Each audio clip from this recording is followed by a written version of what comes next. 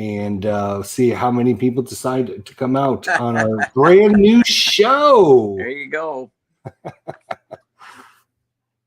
A brand new show. So excitement builds. Mhm. I'm excited.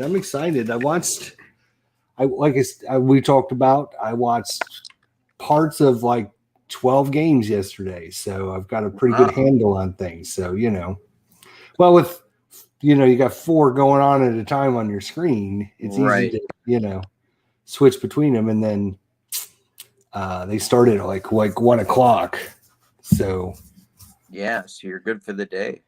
So yeah, I was started at 1, and then I was up. I took a little bit of a nappy, and so I was like, I got my second win at like 10:30 last night. So I was up watching the late games, which were really good. Yeah. I'm disappointed that I was watching. I had one of my 4 screens was the Brewers against the Twins. And the Twins were up like 5-1, and I was like, "Oh, I'm going to switch over to a different game to watch." And I'm kind of disappointed I did that because the Brewers came back and win it. Yeah, the late innings, as Harry Carey used to say, the big possum walks late, and they did.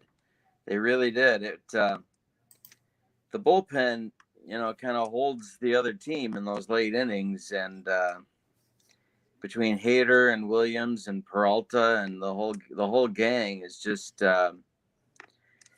but they got to score, and I'm just not convinced they're going to score this year. So it's it's nice that they won on opening day, but I don't know. They got some holes in the lineup, I think, and it'll be interesting to see how many games Kane can play, and Jackie Bradley Jr., everyone here is excited about, but I'm not sure he can help offensively, and that's really, I think, the problem. So we'll see. I don't know. I hope I'm wrong, but I see this as a pretty big Cardinal year in the Central. I don't really see, or maybe the Reds, but it's not going to be. I don't think it's going to be a Brewer playoff year. I really don't. But hopefully I'm wrong. You're killing me, man, because I picked the Brewers as my team for the Central this year. But in the preview show. Yeah, and you think, I don't know, first base is just a mess, and third base, I don't know, Travis Shaw, really? I mean, those corner spots are kind of empty, and if last year, and we don't know, but if last year's Narvaez is really what he is, then that means they don't get anything out of the catching position either. So now they got 3 offensive kind of holes, and probably a 4th one between Kane's missed time and Jackie Bradley Jr.'s time, and so I don't know. I hope I'm wrong. I think you're wrong. I almost guarantee you're down on St. Louis. Obviously, I'm down on St. Louis. I think this is not their year again. I think because offense. Offense. I don't think adding Arenado is going to replace or is going to bump up their offense. Their defense was excellent last year. Right. So like if you go back to Cardinals maybe 3-4 seasons ago, they had all offense and no defense, and that was the problem. And they were like, oh, this team's never going to go anywhere. So they got rid of all their bad they decided to upgrade their defense. And they upgraded their defense with players like Wong, who can't hit the ball at all. He swings for the fences every time he gets up there. Right. Hey, Peter, how you doing? Good to see you. Anyways, we'll talk about that in just a sec. Okay. Anyways, I'm Kirk. I'm Kurt. And we're here to do a baseball show for you guys every week. Even though today is Friday, we're going to start doing this every Wednesday night at about 8 o'clock Eastern Standard Time, 8:30. The timing is, we're still working out the timing and stuff. We're going to review and talk about anything with baseball. We're going to talk about baseball simming. We're going to talk about the season. We're going to talk about past seasons. We're going to talk anything that you guys want to talk about. So just let us know. Come on by every Wednesday night about 8 o'clock. And I'm really happy to have Kurt with me. It is going to be fun. I am looking forward to it. Yes, absolutely. And every once in a while, maybe we can get a special guest on. We can have Tribe Fan come in and complain about his Indians. We can have RJL come in and complain about how the Mets suck. And but it should be fun, guys. We're going to do it every week. Normally, we're going to be on Wednesday, but we were so hyped to get things started. We couldn't wait till Wednesday's show. We decided to do it tonight for you guys as like a preview. We are very excited to have baseball back. Yes. And we didn't get a chance to really talk the other night when we did our preview show. So I'm like, we got to talk. Right. I love Kurt. I love your stuff. You do a great job with your stuff. You make it interesting. You play it out. You explain things. You go over things. You do tutorials. You do things that nobody else has done. That format that you have going on with your Hall of Famers, APA replay, is super cool. Well, it's fun. It's one of the most fun things that I've done in a while, actually. And I wasn't sure that anyone was going to care. But it turned out to be, I think, a much, much better set than I thought it was going to be. And then when I saw kind of the possibilities for using guys that were in the set that hadn't made the Hall of Fame yet, that was enough for me. So gave it a shot, and people seem to like it. So it's fun. It is fun. Yeah, I think as we talked a little bit before we started the show, but since we're on the subject of APA, so I had ordered a couple APA seasons from one of our friends, CP Cards and Dice, and I had a couple APA sets that I ordered from other people, and I was going through them today and trying to decide if I was going to invest in like getting all the extra players and stuff. So I know you do a lot of sports simming. Yes. Are you big on making sure you have all the players? No. And I'll tell you why. Well, actually, there's a couple of reasons why. One, I think a big reason why is that my first simming experience was as a kid, mostly as a Stratomatic player, a little bit of APA, and you never got all the players with them. So you had to figure it out. And when I would play with, like we'd have tournaments with my friends and stuff, sometimes we'd combine years to get up to 25 players or more, but you just had to kind of figure it out with 24. And I think that's what APA used to be, I think, or was it 26? I can't remember, but anyway, it doesn't matter. So you get used to not having them, and I never really understood the point, like, of having a guy with 10 at bats and no hits. Now, am I really going to use him? And even if you, and I know I say this all the time on my channel, that not using as played lineups makes people's heads explode all over this great land of ours. It makes my head explode. Yes, but I don't know how. I don't know if that's fun. You got a guy with 10 at bats. He hit 0-0-0, or worse yet, he pitched 2 innings and he got lit up, and his ERA is like, I don't know, 27 or something. Now, is it going to be fun to put that guy in? I don't know. So anyway, I don't really. If I don't get all of them, that's been okay. Now, having said that, I just ordered the 1938 set from APA. And that's one of the seasons that they have not redone. And there's 25 cards per team. And it's okay because in the 30s, like, franchises did not invest in expanding their rosters unless it was absolutely necessary. But a few more would be nice. And so I may not be a monk on this topic, but I'm a half monk. Give me a few more than the absolute bare bones dry minimum, right? And I'll be okay. I don't need them all, but don't give me like 25. It's cutting it too close. But I'm still going to do something with the 1938 season at some point anyway, and so we'll make it go. But so I'm somewhere in between there, I guess. But you want them all. You want every one of them. I want every single player. If they had one little stinking at bat, right? I want to have those. I want to have those players because it drives me insane with my OCD. If I pull up the lineup and I'm looking through and I don't see that player, I feel like I'm left out. I feel like I'm missing something. So yeah, it drives me. I'm OCD that way. In fact, when I replay a game, I will try to use the players that actually came in the game based upon the situation. If for example, you had 3 relief pitchers come in, one was a left-hander, one was a right-hander, and one was a closer, and the situation comes up and a left-hander would come in, I would put the left-hander in as opposed to whoever came in the normal situation, but I would still try to put the person that played in the game because my feeling is if you're replaying the game, if you bring people that didn't play in the game, then you're altering the game. You're not really replaying the game.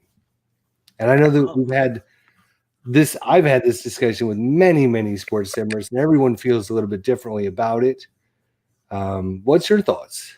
My thought is that as soon as you roll the first dice, it's not a replay. It's something else. And so the variables have changed. And as soon as you change one variable, then that means that you can bring in anybody you want and should feel good about it because the manager didn't have the same scenario you're looking at on your tabletop at that moment. Yeah.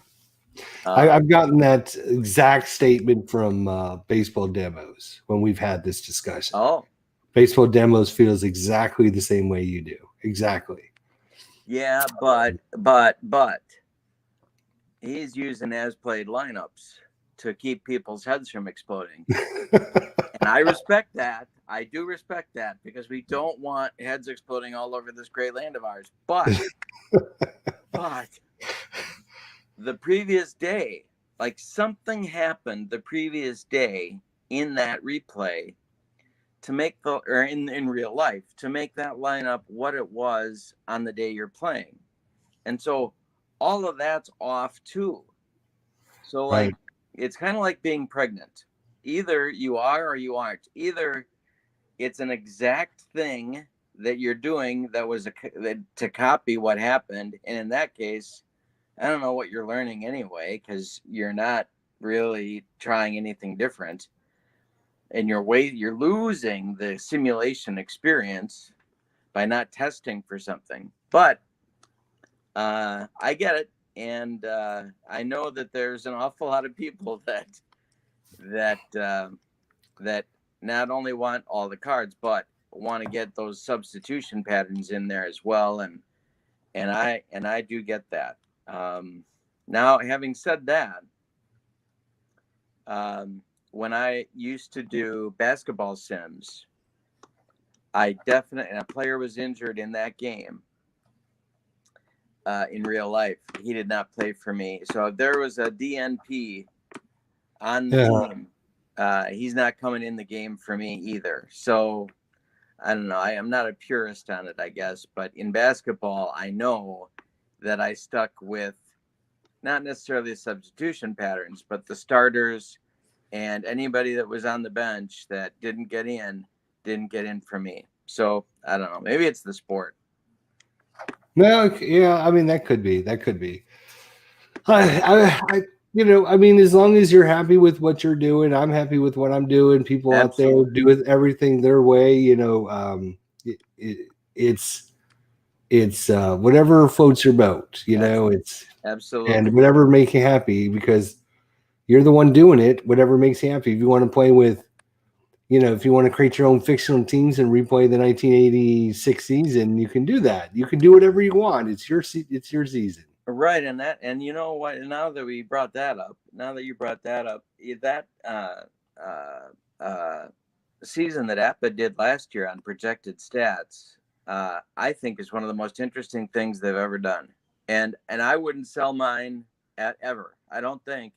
I have more fun with that set to kind of do my own thing and to learn something about where the players were sort of headed statistically at that moment in their careers.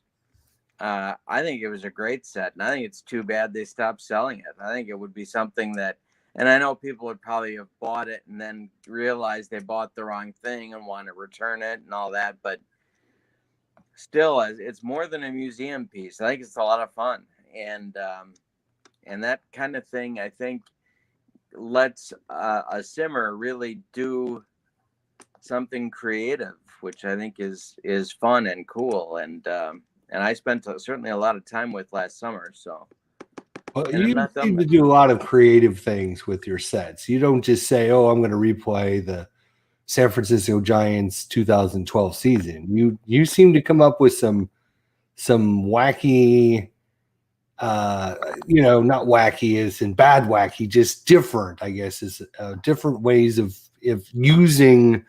You get all these wonderful cards, right? right. And part of the problem is, if I'm doing a 2011 St. Louis Cardinals game, I'm only going to use the cards that the Cardinals played and the Cardinals cards, so like half the set, I'm actually never doing anything. Right. You find creative ways to use a lot of those cards. Well, and that's kind of, I mean, that's, to me, that's fun. I haven't done a play-by-mail league in a long time until this year. And I just to get back into that and using the cards in non-traditional teams, I think it's fun. It teaches me something about the players that I didn't know before, and I like that. That's, if I'm not learning something, I don't like it. So I want to learn. And so I remember when I was a teacher, we used to do a nuclear war simulation, and I would be really disappointed if all of the sections of my classes ended up choosing the same outcomes, because I would want diversity so I could tell each section what the others were doing and what the others had done and the choices they had made, and see the light bulbs go on, and all that kind of stuff was fun. And that's kind of how I feel about sports sims, is that I want to learn something while I'm doing it, and sometimes those are the other parts of the sets that can go sometimes untouched. There's gold mines in there, like, for example, I got the 2020 APA set, and I don't think there's too many people that were excited about diving into the Mariners, but that was the first team that I pulled out to look at because I watched so many of their games last summer. I wanted to see what their cards looked like, and think about how I could use that to learn more about the challenges they're facing to put I think what's going to be a really good team in a year or two. Yeah, I was watching their game from last night, and they've got some players on their team. They've got some players on their team. And yeah, they do. I'm thinking in a couple of years they could be world beaters. I think so too. I really do. They've obviously they've made a couple of good trades, but they've drafted well, and they've gotten lucky a few times. And one challenge I think they've got is that park is so hard to build a team for, especially because it's so, well, I guess it's not that different from Oakland, but it is different than the rest of their division. And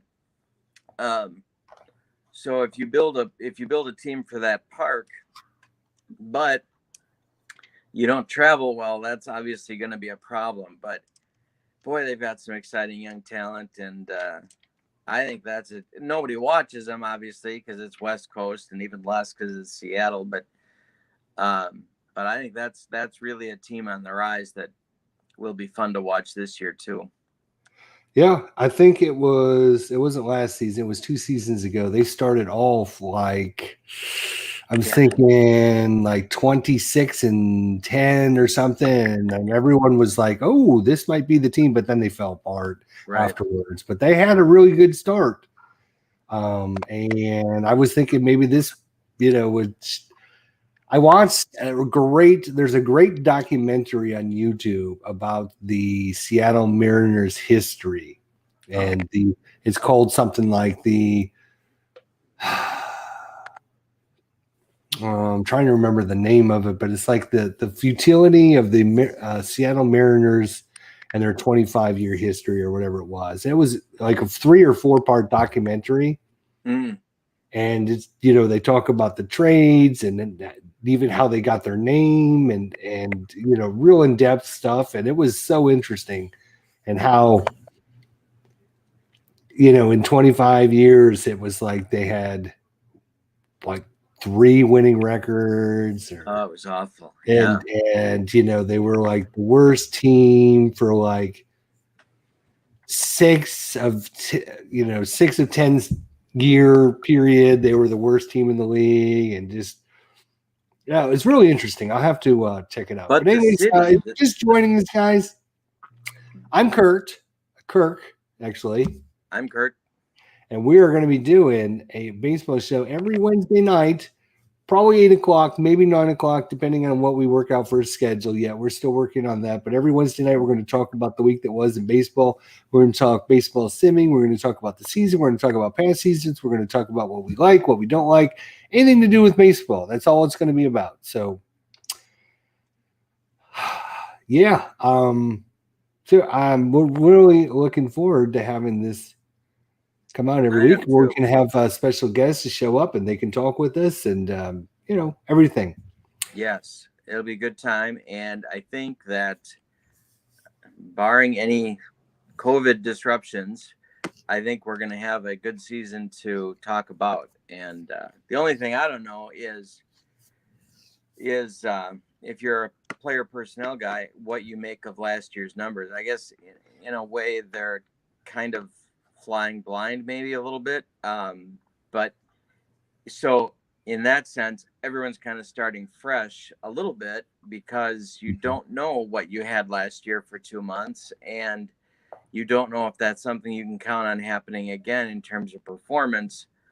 Like, for example, the Brewers with Yelich. I mean, are we talking about, a legitimate, I don't want to use the word decline. That sounds like he's dying, but sort of a hitting the other side of the curve, I guess. And Baseball Reference sure seems to think that might be the case for him.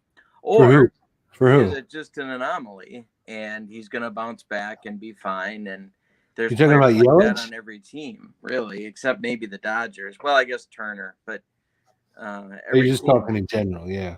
Yeah. But for Milwaukee, you're talking about Yelich? Yeah. Yeah.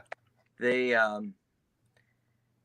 mean, Baseball Reference looks at his age and says, well, he's at that age where you don't peak anymore and you start to slide. Now, last year would have been a pretty precipitous drop, but if you're making plans for this year and you're looking at those players again that were on every roster that did have a down year for whatever reason, what do you think of that? Many of them, many. It's even the rookies, like. Yeah, but how do you, if you were, let's just say a B plus player or better, right? And for 3 or 4 years, and then you had a terrible 2020.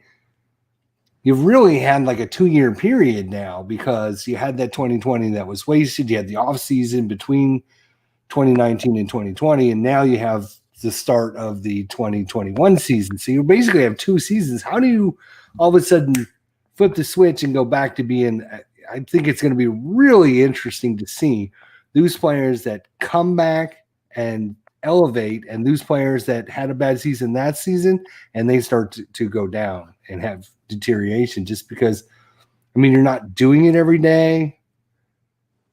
You're not. And I would think it would be even harder if you're a pitcher, maybe even much harder if you're a starting pitcher, from the standpoint that you can't. I mean, you can throw on the side, but there's nothing like a real game situation. You can't spend time in the cage like a hitter can and sort of perfect things that way, or at least you can't do it with the same level of precision that a hitter can.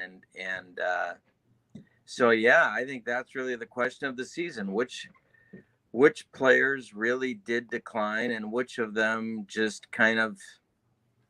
And not only that, but what about these guys that opted out altogether? Now, there weren't that many of them, but you still have to figure, okay, so where are they in their career? And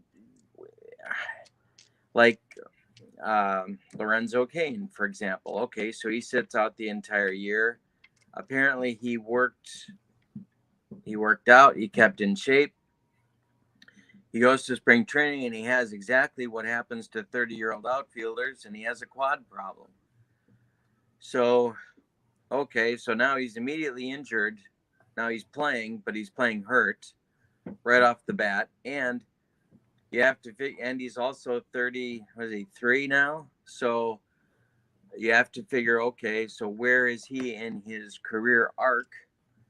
And I think all of that is going to be, player personnel guys, general managers have to make predictions, I guess, based on incomplete and inadequate data on where these guys are going to end up. And that is going to cost some people their jobs, because they're going to guess wrong. So, yeah, I totally agree. It's going to be one of the most interesting things at the end of the season to talk about. Yeah, the players that we thought are going to be super good, and just because of last season, they just couldn't turn it back on, and what's going to happen to them now? I think it's going to be very interesting. It will definitely be. Hey, CB Cards and Dice, what's going on? Good to see you. Yeah, Rays and Marlins, boy, they're in the top of the 5th inning, still scoreless. Their game yesterday ended up 1-0. What happened to the offense in Florida so far? Holy crap. Like, neither one of these teams can actually score a run. They get lots of players on base, but they can't put anything together. So, yeah, top of the 5th. I've got it over on my other screen, just the because I can't actually watch it because I'm considered local. But I've got got the little yellow dots every time a player gets on base, and it seems like there's plenty of players getting on base. They're just not scoring anything, which means they're not hitting any home runs. yeah. So maybe the ball is watered down a little bit. Yeah, well, each team has 2 hits and probably a couple walks in there as well. So, yeah, I thought yesterday's opening day was really interesting. Of course, with the Nationals having to cancel their series against the Mets. Right. That's obviously, we don't want to start talking gloom and doom too early, but do you see this going to be a trend through the season, or do you think this is a one and done type thing? Well, I think early on it's going to be okay. The problem that I think is going to happen is if the way COVID is mutating is something that's real, and it seems like people think it is, then it might take a few months. We might be into the June, July, August months, but there's nothing. The way that people are, behaving around the country is that it's. In many places, they're behaving as if it's over and there's nothing to worry about. So that means no masks. And if players I think they're even more bulletproof than the general population, as they probably do, then they would be maybe even more susceptible, especially given their travel and the fact that they're not going to be in a bubble. So that means they're going to be susceptible to catching the mutation of COVID. So I think the real proof in the pudding is going to be not, can they get through April and May, but can they get, in and around and after the All-Star break and really still find themselves healthy and able to continue the schedules. And I hope that they can. But from what I'm reading about the vaccine, it's not something that it really tackles these mutations very well. And so if those do come to hit the United States, then there's going to be a problem. But I don't know. 25% of the Brewer Stadium of Brewer American Family Park was filled yesterday. That was the COVID restriction. They're talking about lifting those a little higher so that more people can go to the games. All of that raises the possibility, higher, that it's too fast. And so I would say it's at least 50-50 that there's going to be a disruption later on. What do you think? Well, I guess my next question was 162. Are we going to get to 162? I have a feeling. I mean, there's a lot more vaccinations every day, but of course, I just watched the news tonight, and they talked about 12 states that their COVID cases are rising. You get half the population. We're at 38% of the population now has at least one shot of the vaccine. So every day that gets better and better and better, but yet you have COVID cases rising in 12 states. So these two just don't match for me. And I think there's going to be something. I honestly don't believe we're going to get a 162 in. I don't believe all teams will get a 162. And I think there's going to be issues where some teams have to take a couple weeks off and just miss those games at the end of the season, or they're not going to be able to make them up or whatever. But I don't think we're going to do 162. I think not every team. I would hope, but I just don't see that happening yet. I guess I don't either. The thing, though, that like last year, like what was learned from last year exactly? I mean, like it seemed like Manfred's focus was to get every team to a common number of games come hell or high water, and other sports didn't do that. And so I'm just kind of wondering, not that it would be bad. I mean, there's still ways you could finesse the schedule so that you wouldn't have to run, 2 weeks of double headers or something at the end of the year to catch everybody up. You wouldn't have to. But for whatever reason, baseball seems to be very focused on getting to number X, whatever X is. And I don't know. One of the challenge, like the Cardinals, for example, as you know, were the big challenge last year was how are you going to work their schedule so that they can get close, right, with a final number of games. And the Marlins, I think, for a while had the same problem, didn't they? Yeah. So, if they had I think the Marlins had to cancel 3 series in a row. I know they had the series against the Phillies. I'm trying to remember who the other teams were, but there were 3 series in a row they had to cancel because of the COVID stuff. So they had a lot of makeup days too, which of course that hurts, because you're playing back-to-back double headers, like you said, and that's never going to be a good thing. You're just going to wear your pitching staff out. Right. Yeah. And they were on, at least in the early going, well, actually, you know what? For the whole 2 months, really, they were on a pretty good trajectory for team performance, even with all the craziness going on.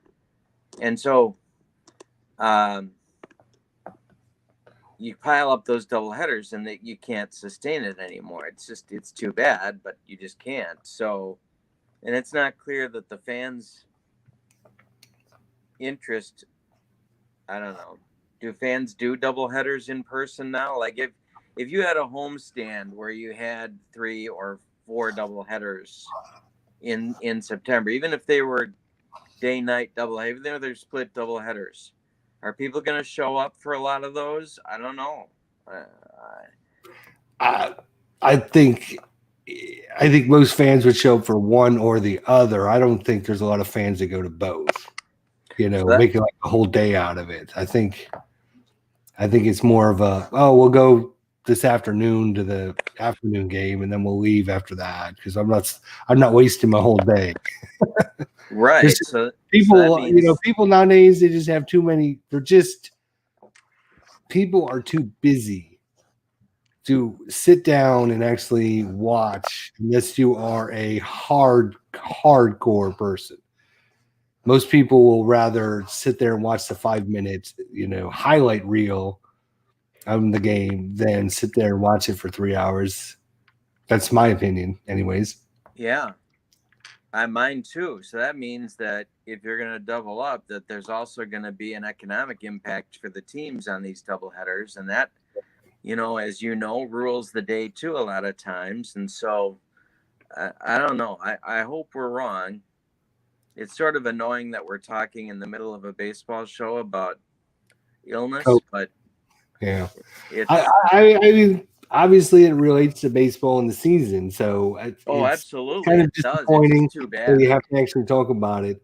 Yeah. I think hopefully this will be the last year we have to deal with it. I think by the end of the year they'll have 95% of the people vaccinated.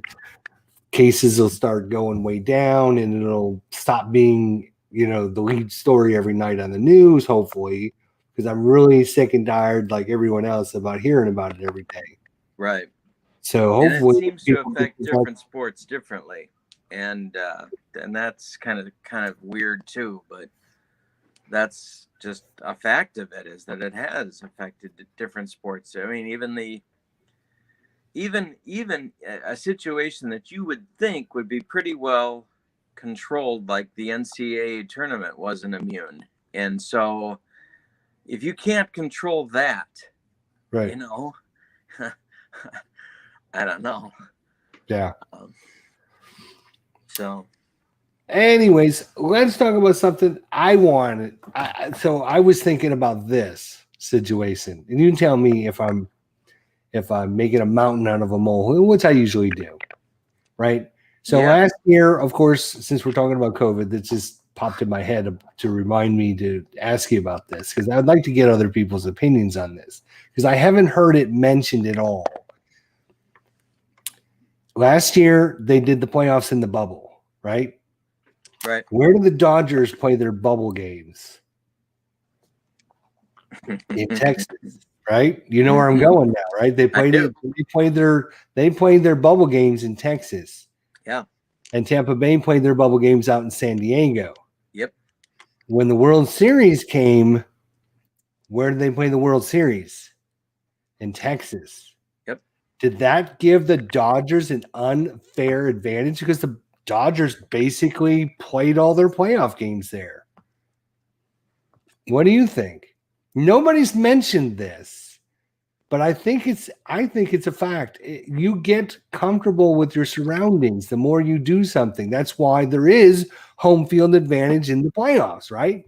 Because you are at home, you have the crowd support, but in this case, the crowd support was not there. But more importantly, you start learning your surroundings, you understand the ball field better, you have that advantage going into the series. So I believe the Dodgers had an unfair advantage in the World Series last year because they previously played their playoff games in Texas.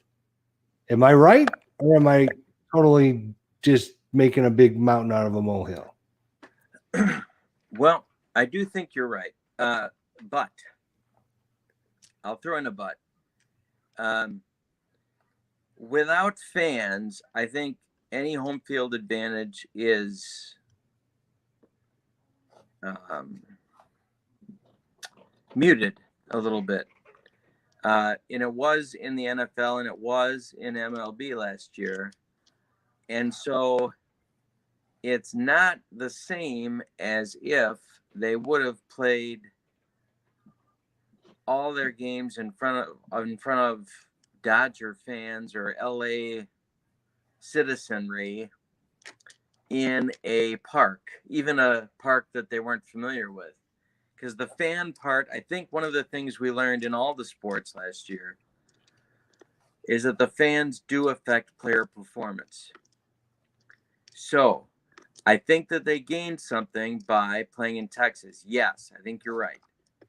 But not as much as they would have in a normal year with fans around.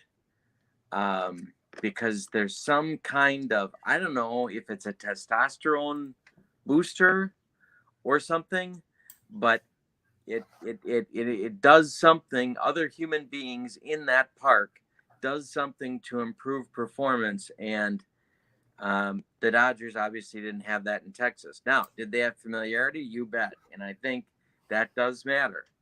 But I'm just surprised they did that. It's if you were going to have the World Series in Texas, then you shouldn't have had anyone, in Texas doing their playoff games. They should have been in Arizona or Florida, wherever, just to even, just to even the odds. Like the Final Four, right? They don't have, if we take the Final Four as an example, they have the lead up games, right? That go in different venues, and then they have the championship game in a completely different neutral area. They don't go, oh, we're just going to use one of these areas that we've already played in. They go to a completely neutral area. yeah, but they do map it all out before the tournament starts. So if it didn't work out that way, there wouldn't be anything they could do about it at the end. And that's, I think, the same box that the MLB was in. They mapped out the parks that were going to be used. And when they did that, they gained all sorts of planning opportunities to get ready for the venue to be used, but they lost the flexibility that you're talking about with the Dodgers of making them a little less familiar with the surroundings that they were in. So, I mean, okay, so if you move them to Arizona, does that give them an advantage too? Because then, Tampa Bay doesn't have any familiarity probably with the Diamondbacks park to speak of, and the Dodgers have them as a division rival. I don't know. Yeah, see, that's a good point. That's a good point because the Dodgers would have normally play there 8 to 16, 12 times a year. So they do have a little bit of familiarity with that. So you do, yeah, that's a good point. It just bugs me that the Dodgers had that advantage when they, instead of playing on a completely neutral field. And, like I said, I'm probably making a mountain out of a molehill, which is what I love to do anyways. But it just seemed like they didn't need that advantage anyways, Oh, absolutely. Speaking of the Dodgers, right?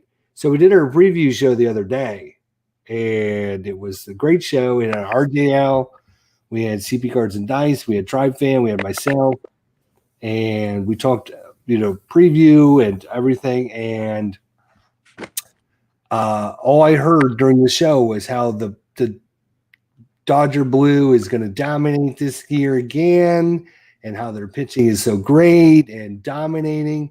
It's only one game, right? But how did their pitchers do yesterday against the lowly Colorado Rockies, who everyone said, oh, the Rockies suck. They don't have anybody on their team.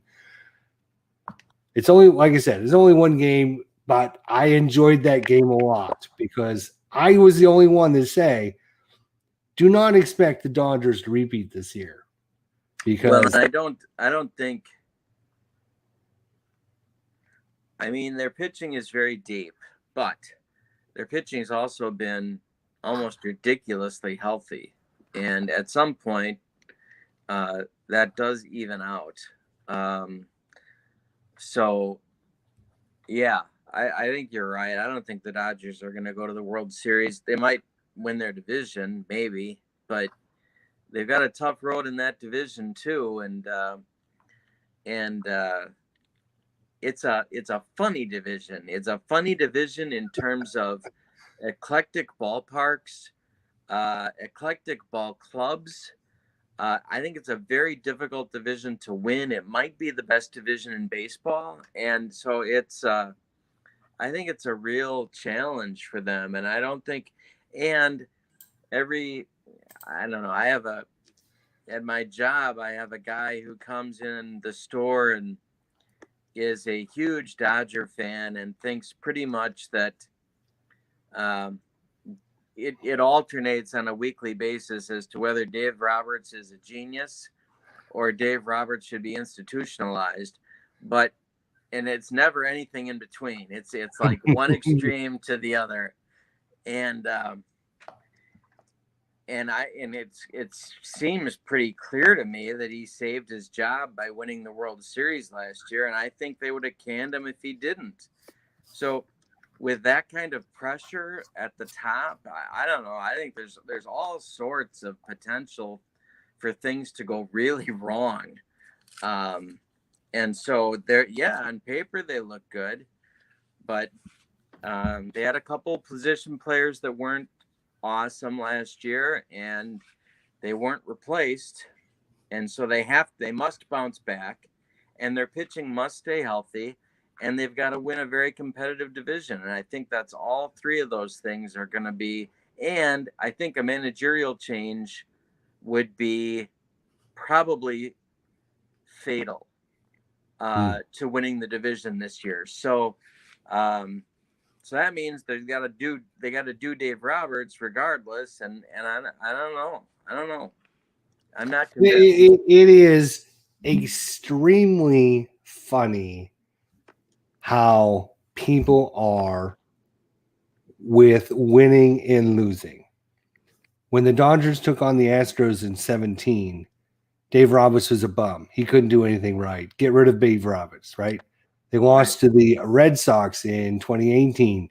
He's a bum. Get rid of him. He's the worst manager ever.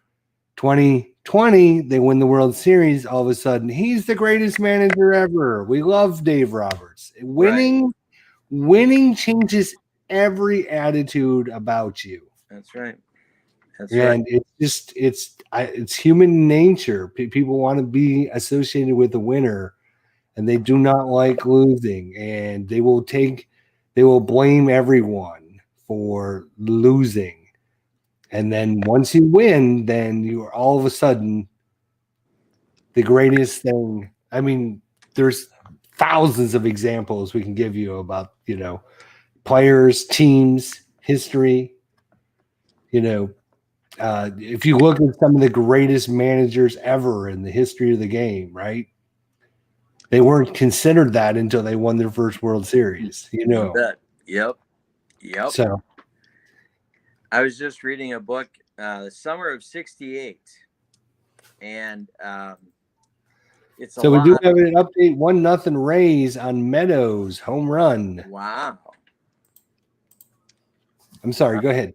No, that's okay. I was just thinking about how Mayo Smith fit your definition, that, because before the Tigers won in '68, no one could understand how he got hired in the first place. And then after he won, when the Tigers started to slide, Denny McClain and all the rest, no one could figure out how it was that he won when he wasn't winning. So, by any objective measure, Mayo Smith, but yeah, D. Scott Howard sums it up. What have you done for me lately? Syndrome. Exactly. That's So, and I also find it super funny, or not funny, but just, again, it's human nature. People remember what you did last, right? When we did our preview show, we had several of our participants pick the Dodgers because they remember the Dodgers were the best last season. And they have this thought that this is going to be the exact same season, even though it'll be a completely different season. We haven't had a World Series back-to-back champion since 1999, 2000 Yankees, I think was the last was the last back-to-back World Series champion. So it's been 20 years since we've had one. How it couldn't happen this year. It's just people remember what you did and how great you were, right? And when you're the winner, and they just expect you to win the next year because you were great and everything, but it's not as easy. There's a lot that goes in. There's a lot that goes in to winning a World Series championship. Yeah, and I would say that, especially because not just of COVID, but just because the way that teams manage their rosters now, and you're talking about using, sometimes 40 players or more, considerably more for teams that are good. You're introducing hosts of variables now into team performance that never were used to be there. And, so while the Dodgers have had a pretty amazing run of excellence, when you look at their record over the past several years, you're right. They haven't won the World Series until last year. And so as it doesn't tell us much in terms of predictive value that they're going to be able to overcome the obstacles that they have to face and do that again. I don't see it. I really don't. And, but normally, and a lot of people forget this, but normally when you're, baseball is cyclical, right? You're a good team for 4 or 5 years, then you have to kind of rebuild because your players are now older. You're starting to, wear down a little bit. So you got to get some new players in, and then you have to rebuild. So a normal good team, there's hardly any team ever out there that's been like 10 years in a row good, right? There's usually a 4 to 6 to 7 year period where you're really good. But a lot of people don't remember the Dodgers have won the division the last 8 years in a row. And if it wasn't for the 2013, 2014, and 2015 Cardinals taking them out every year, the Dodgers could have made the 2013, 2014, and 2015 World Series. So we're already at the end of what I predict to be their 6 to 7 year run. Right. But they have put together a great organization. They do know what they're doing in terms of development, and they have drafted well. And they've made some intelligent trades. And so I don't know that the wheels are going to fall off the cart altogether. But they've got an extremely difficult task ahead of them. And I don't know. And that injury thing, I don't see how they escape that again. I really don't. Now, they had some pieces that you could argue were underused, like May, for instance, could have had more starts or could be counted on more heavily this year, maybe than he is right at the start, as an example. So there is that. There is their depth, but I don't know. I'm not sold on them, and I don't know. We'll see, but I'm not buying. I'm not buying. Well, since we're talking about the Dodgers, they're up 2-0, bottom of the first innings. Like I said, it's only one game, but yesterday for me, the Rockies made a statement that, okay, you're the champs, but we can play with you guys, and if there's a lot of teams like that, right? You always hear about those teams that want to take down the champs, right? To be the best, you got to beat the best. So I think when the Dodgers go and play people this year, people are going to be like, oh, they're the world champions. Let's go compete with these guys and show them that we're just as good. And I don't think they're going to cruise like a lot of people. I still think they'll make the playoffs. I still think they're a good organization.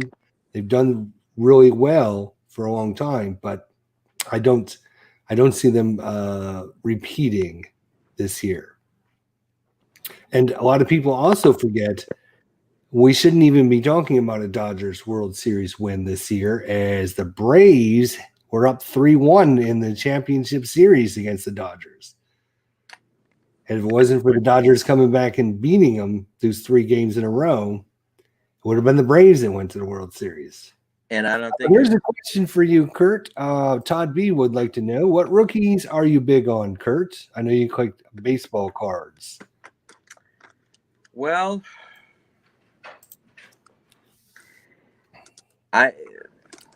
the big guy, and I don't think anyone's been able to say this for a long time, but the big guy is a catcher for Baltimore, or will be a catcher for Baltimore. And if I was going to be an investor, that's who I would say would be the guy to put my money into, because I think he's going to be, I don't even know who he would be comparable to, but he seems like the real deal for defense, and certainly he can hit and is going to hit, and he's going to be in a park where he's going to be able to have some pretty amazing numbers, and he's going to be playing most of his games in a division that has small ballparks, and so his power numbers are going to be really impressive. So I think, yeah, he's the number one guy, no question. It's in my mind. After, I don't know how quick he gets to be good, and that's going to be a question how quickly they rush him, which they will.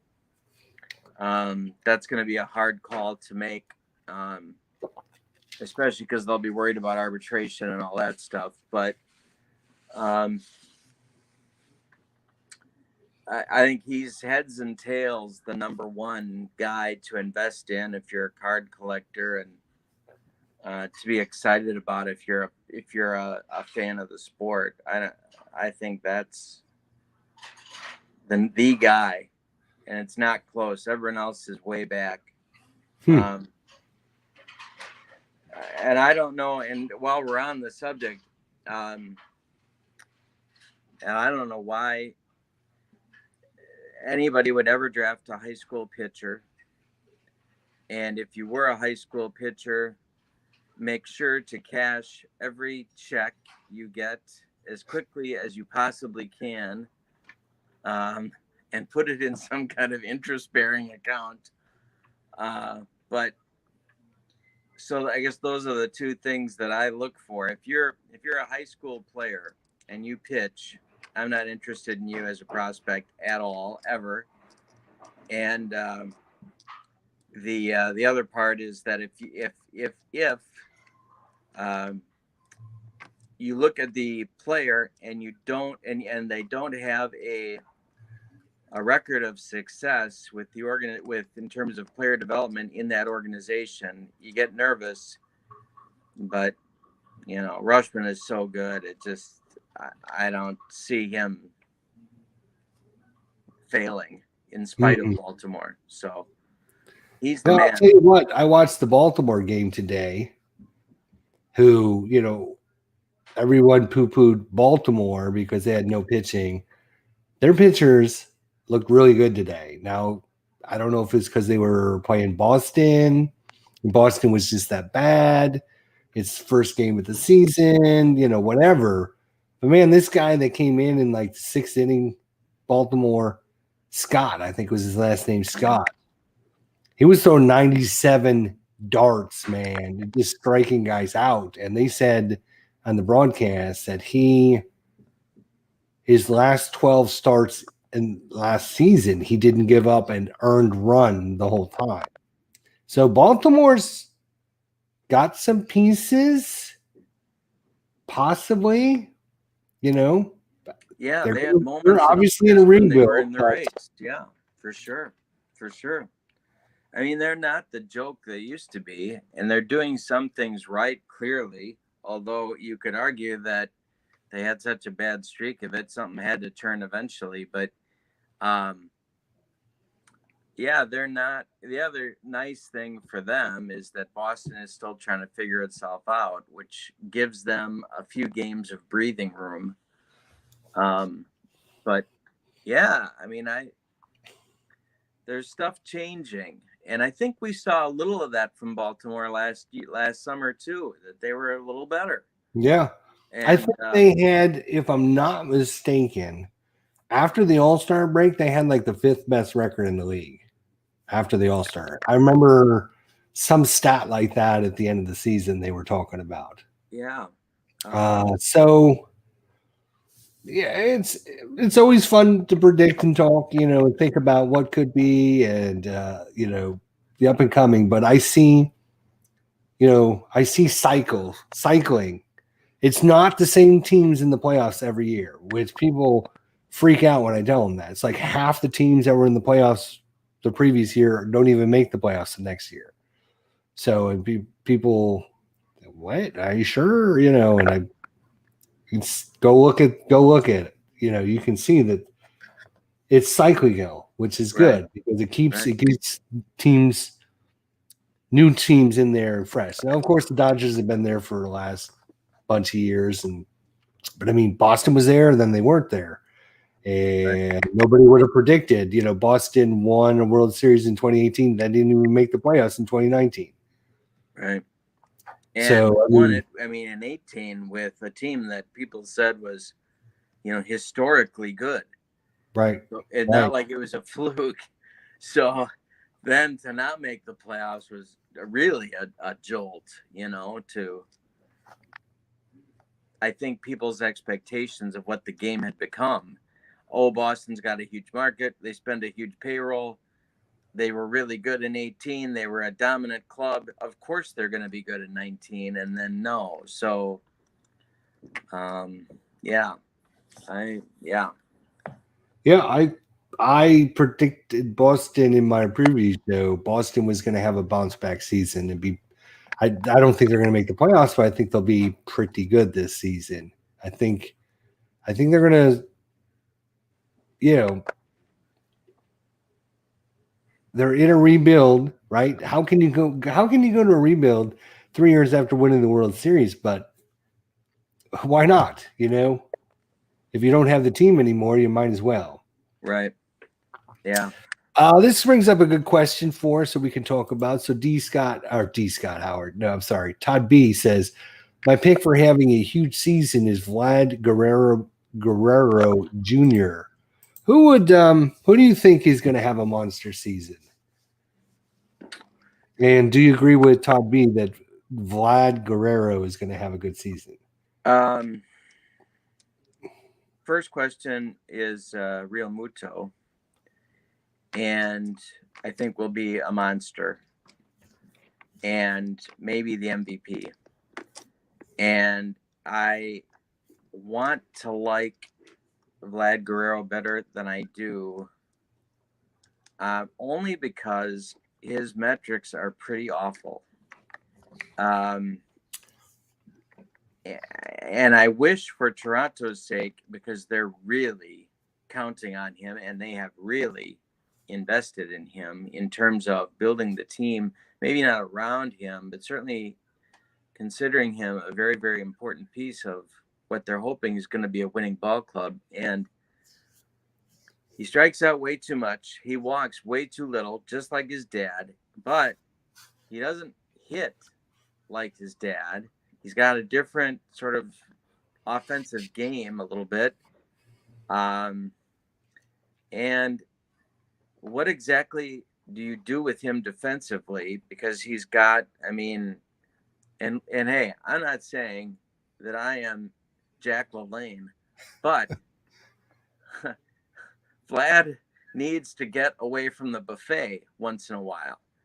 And that's going to limit what you do with him defensively. So I don't know.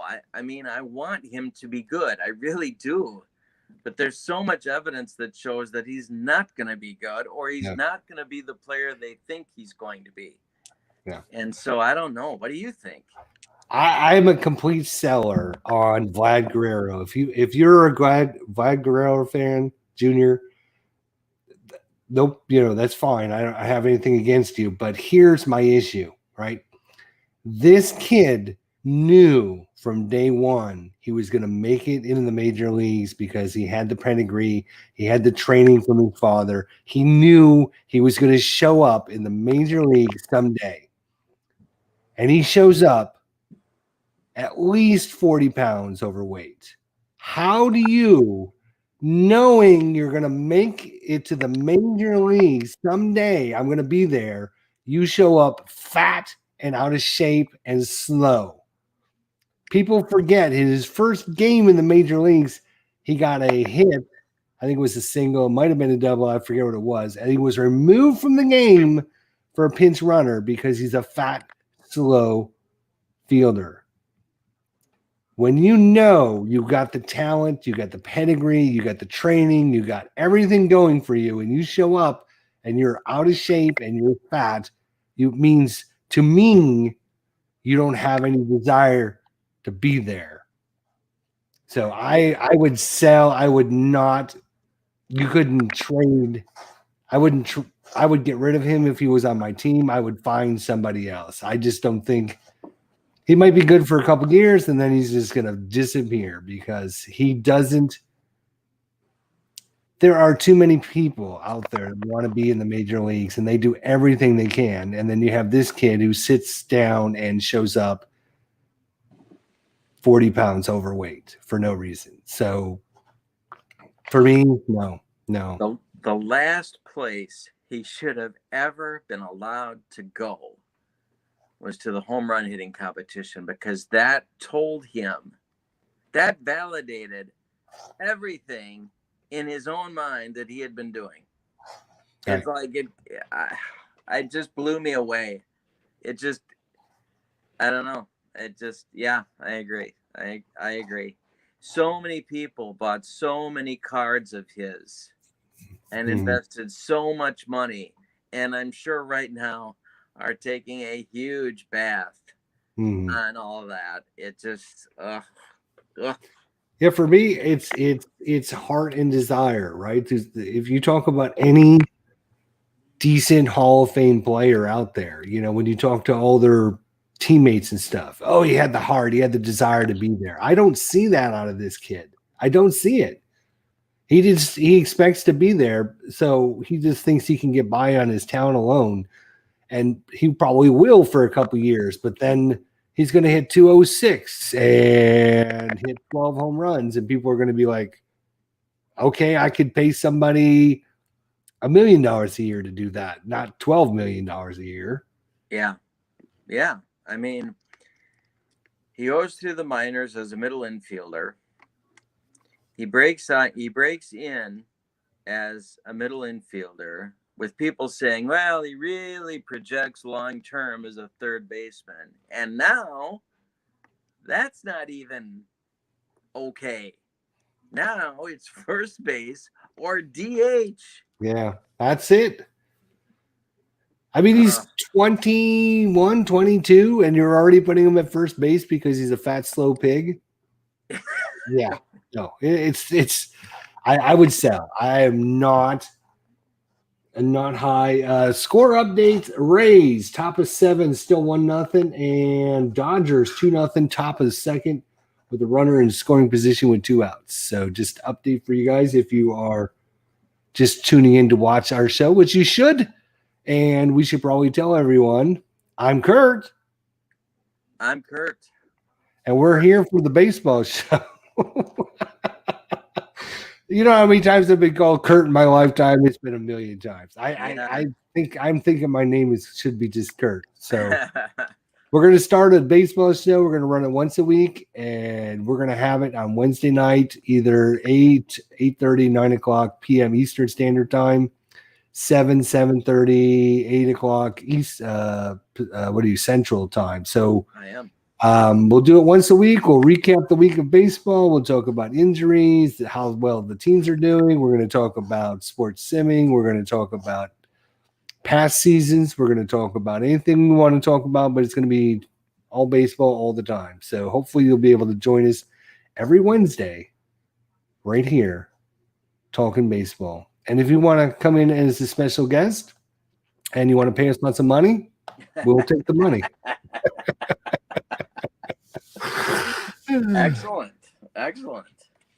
So anyways, we want to thank Roger Award, the Tabletop Sports Delaware, for coming on by. Todd B, D. Scott Howard, you guys are great. Thank you for coming.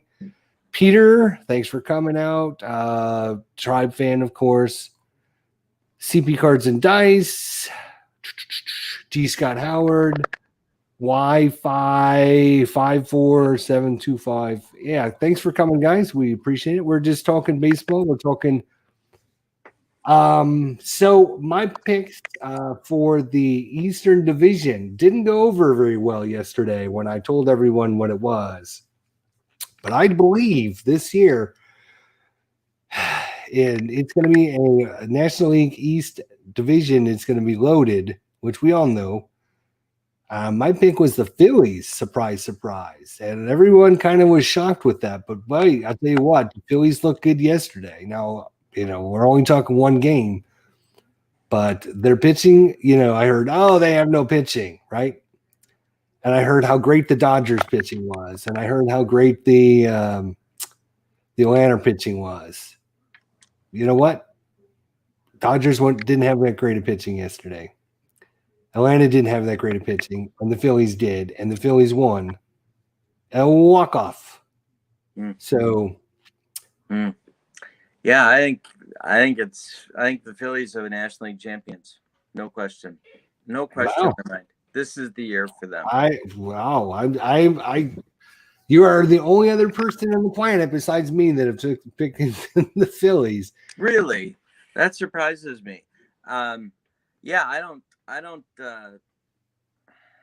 I agree with everything you said about the quality of the division. I think you're right about that. It's a good division. It's going to be a close division. It's probably going to be a division where it won't take 95 wins to win it, I wouldn't think. And so all of that I agree with, but I think that the lineup 1 to 8 is the best in the National League for starters. And I think now the pitching is going to be good enough where even if their record is not the best in the National League going into the playoffs, even if they don't have home field advantage, I think they will have enough pitching and certainly more than enough offense to win on the road and win the NLCS and go to the World Series. I think this is it. This is their time. Wow. It's that is a great goal. I predicted them to win the division, although I have my wild card team going to the World Series, and my wild card team is the Atlanta Braves. Oh, so I actually have 2021 repeating 2011, where the wild card team actually goes to the World Series and wins the World Series. So we're going to be all doing the tomahawk chop at the end of the season. Yeah, I that's possible. I've got the Braves in as a wild card team as well, but I don't see them getting to the series. But obviously a very good team, and obviously especially in that division, the Phillies and the Braves to me are the class of the division for sure. So what's your thoughts on the Mets? A lot of people high on the Mets because of all their acquisitions, the new owner, and the desire to win. And this is, the culture is going to be a winner now. What do you think? Well, I've got questions, and I think 80-ish, 84 sounds about right. I don't know. I mean, they need some time to figure out what it is exactly that they've got. To me, Nimmo, I change my opinion about Nimmo about every time the wind blows, and I can't really decide what he is. I don't know. And defensively, as a club, I think they've got to figure some things out. You say strong up the middle, but they're not, and so that's an issue. I don't think they're ready yet. I don't see it. I think the Nationals are going to completely agree with you. You can take the owner with the most money, and he can go out and buy the best player for every position out there and put him on his team. But it seems like it always takes a year or two for that team to start figuring it all out, gelling together and working together. You can have the best players. That doesn't mean you're going to win.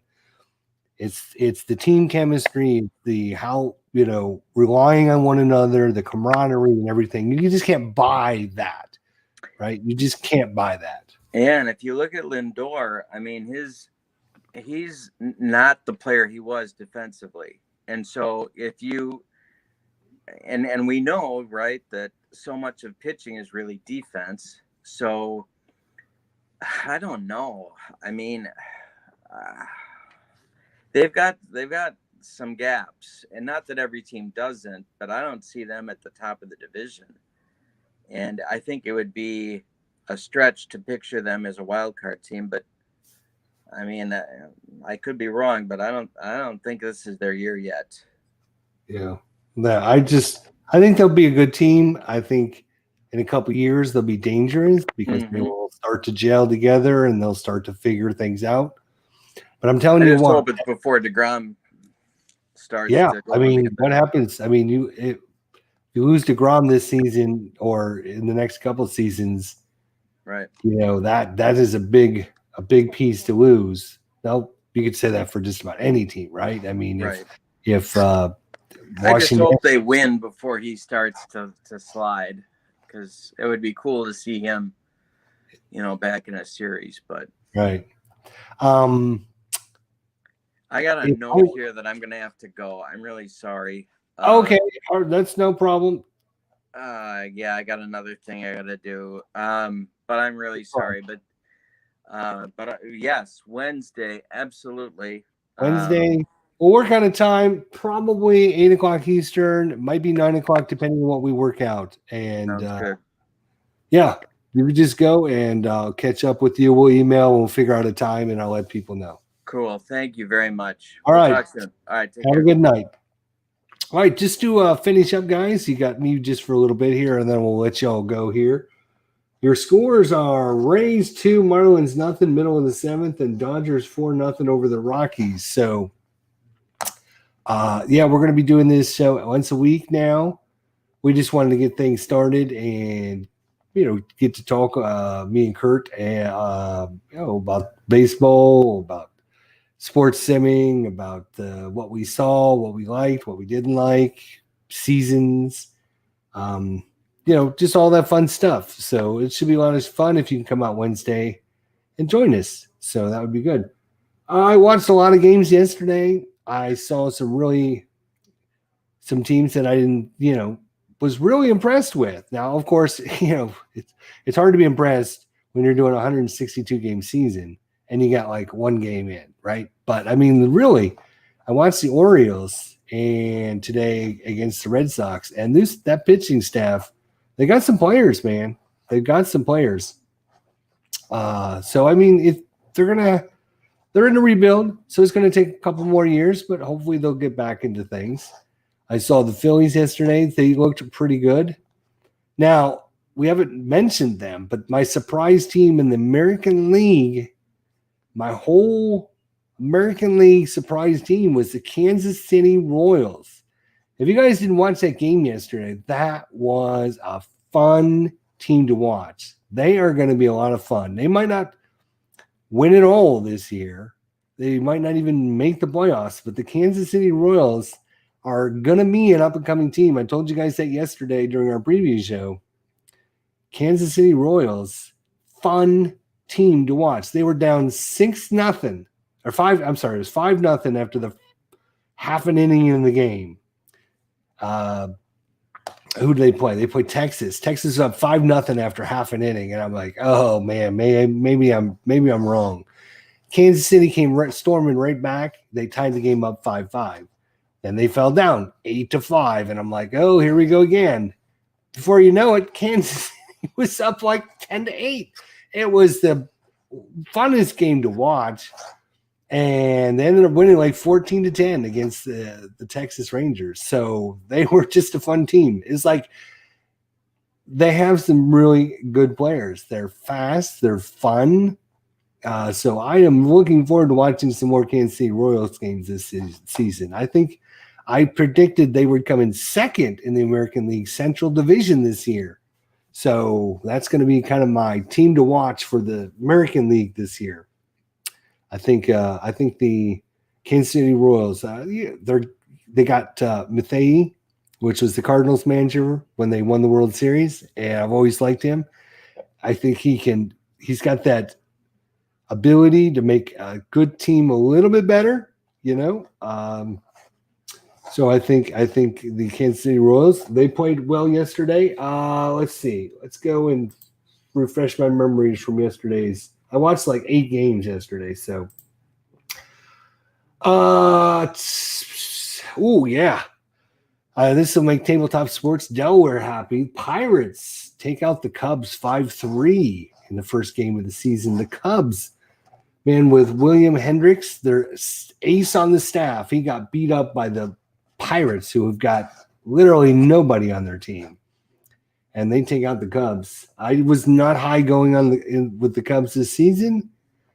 They might be great, but I'm not high on them. I don't think that they can hold up to the rigors. I think they're going to get beat up, and I think there's too much turmoil going on in Chicagoland right now with Rizzo and Baez and Bryant. They're all going to be free agents. So they're not happy they don't have a contract. So now, what are they going to bust their ass for Chicago this year? No. So I just don't. I'm not a high on Chicago this year. I think they're going to, they're going to have a down season. They will not win the division. Brewers came back and won against the Twins 6-5. That was kind of a shock because at one point it was 5-1 Twins, and I actually turned that one to. Because I have the 4 games going on at a time type thing, and I was not. I thought I would just watch another game, and before you know it, I lost track of this one, and it was 6-5. So Brewers came back. They're my Central Division team, even though I'm a Cardinals fan. Speaking of the Cardinals, who would have thought 11 runs? I think that's the most they scored all year last year. And last season, I think the most they had in any game was 11. First game of this season. Now, is that a fluke? Probably. I'm not high in the Cardinals again, unfortunately. I'm not high in the Cardinals just because I don't think they have the firepower, the bats to do it. The players that they're fielding right now, 2 of them are rookies in the outfield. You got some big gaps in the hole. Yadier Molina can barely run to first base anymore. So it's going to be – I don't see the Cardinals winning the division this year. I think they'll be second behind Milwaukee. The Padres look good. They were taxed pretty good. They played Arizona. They won 8-7. But they were down in this game and came back. And then they had to hold the lead. And that's what good staffs do. They hold the lead. And that's what they did. Let's see, what other games have we not talked about? I'll tell you the other game that I watched. I was up. I took a little nap, so I had like a second wind about 10:30. So I watched all the late games, which is the Astros, Athletics, White Sox, Angels, and Giant Mariners, right? And the best of the games was the Angels White Sox because the others were blowouts, right? No, the Seattle Mariners come back from like 7-1 down to win that game. Oh my God, I could not believe that. But more importantly, the Los Angeles Angels, my wild card team this year, they looked pretty good. They looked pretty good. So, anyways, hopefully you guys can join us on Wednesday nights at I think 8 o'clock Eastern Standard Time. Might be 9 o'clock Eastern Standard Time. Depends on when Kurt can get his schedule worked out. And me and Kurt will be back Wednesday to talk about the week that was in baseball. So we'll have a whole week under our belts. We'll get to talk about what we see, what we like, what's going on, any injuries, updates, whatever, and just talk baseball. We're going to be talking baseball simming. We're going to talk about replays. We're going to talk about anything to do with baseball. So anyways, I just appreciate everyone that came out to view our little show tonight as a kind of a preview to what's going on. Tabletop Sports Delaware, CP Cards and Dice, RJL 518, Roger Ward, all my friends out there, thank you guys for coming. D. Scott Howard, Todd B. Good tribe, good Ohio man right there. Peter and Tribe Fan 879. I think I got everyone that maybe came out. If I missed you, I apologize. Oh, G-Puck was here for a while. I'm not sure who's still here or not. But anyways, should have a lot of fun just talking baseball, talk about the week that was, trying to catch everyone up on what we see, what we like, stuff like that. So it should be a lot of fun, and hopefully you guys can join us for that. Until the next time we get together, everyone have a good evening, and we'll see you all next time. Thanks for watching.